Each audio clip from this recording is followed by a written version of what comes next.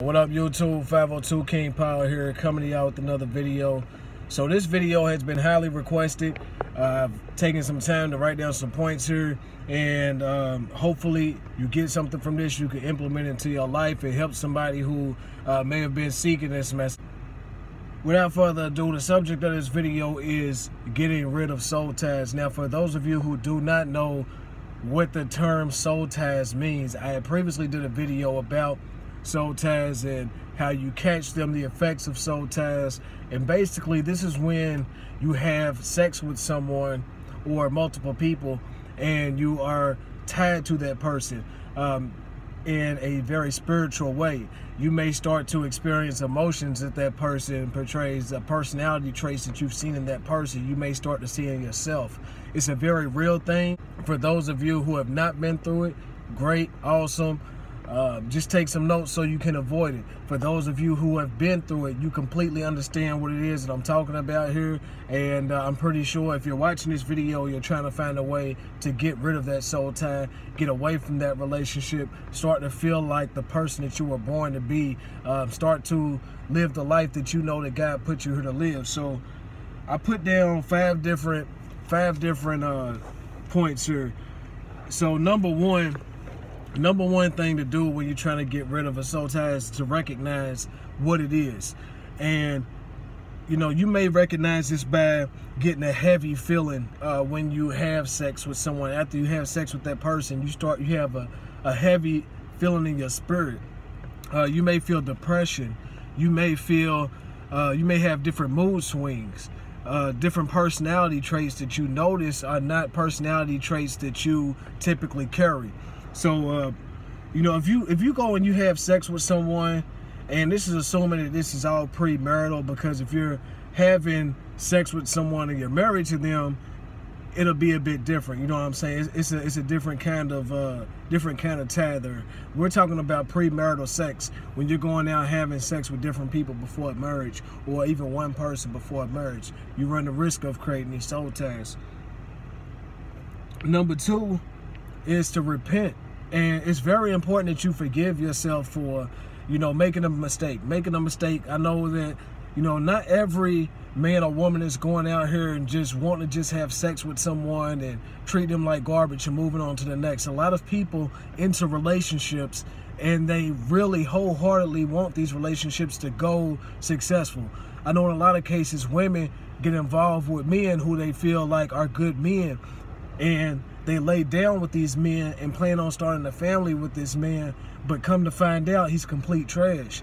You know, whether he's abusive or he's a habitual cheater or whatever the case is. You know, something that she didn't foresee coming into that situation, she later on realized and had to get out of that situation. Trust me, men, regardless of whatever, you know, is put out here, no woman wants to be out here running up her body count. No woman wants to be out here having sex with 20, 30, 40, however many guys. Like, no woman wants to continue to go through man after man after man. It's meant, and we are created to have for a woman to lay down with one man. That's how it's meant from the beginning. For one man, one woman.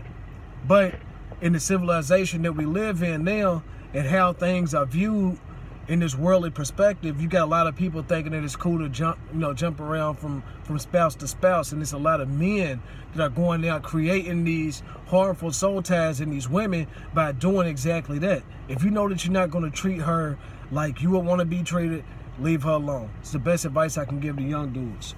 So, number one, again, recognize. Number two is repent. Number three, reset. Reset your mind. Reset your behaviors. You have to get away from those thoughts that you were previously having. You have to stop being so lustful. You have to stop living in your flesh. It is essential to breaking that soul tie. When you take the emphasis off of that physical relationship and put it on the relationship that you two are having together and exalting God's name, you'll see how things completely change over. You'll see that you'll stop going out and just, you know, seeing a handsome man or seeing a beautiful woman and going based off of that and building these soul ties. And if you can't break yourself from that, you'll see how you'll continue to just build more and more soul ties, which overall is just breaking down the person who you are and who God created you to be. So 1, again, recognize. 2, repent. 3, reset. Number 4, and this comes into really future prevention, because the repenting and the resetting of the mind is enough to get rid of the soul tie. I've been through it personally myself, and I can tell you that is enough for you to forgive, for you to ask God for forgiveness, and for you to renew your mind and your behaviors and start carrying yourself different. It's going to make a world of difference. That's enough right there to break a lot of soul ties. I'm telling you that right there. But this is going to prevent it from happening again. It's to value yourself. Value yourself. Know that you are one of a kind. There's only one me. There's only one you. There's only one, everybody else. We are all put here to do a specific assignment. We are all unique. No one person is like the other person. So once you realize that, you realize that there is value in who you are. And when you realize how valuable you are, you refuse to just give that away to anyone. And not saying that people go out here and just want to give themselves away to anyone, but a lot of the times that happens because we're undervaluing ourselves and who we are. Number 5, I'm not going to keep y'all too much longer here. We're wrapping it up. Number 5, know who you are and what God created you to do, which is extremely important. Core beliefs, core faith is so important in not being swayed by the world. You having that core, you having something inside of yourself that you can always go back to is going to stop you from getting pulled this way and that way by the world. You going, like if somebody, okay, let me just give y'all a quick example. If somebody says, okay, hey man, I got a quick money idea for you. I want you to go rob this bank with me. And you're a person that has no morals, no point of reference, no core beliefs. You'll go out and rob that bank and do anything that that person's telling you to do because you have no morals. There's nothing for you to revert back to and say, no, this is wrong.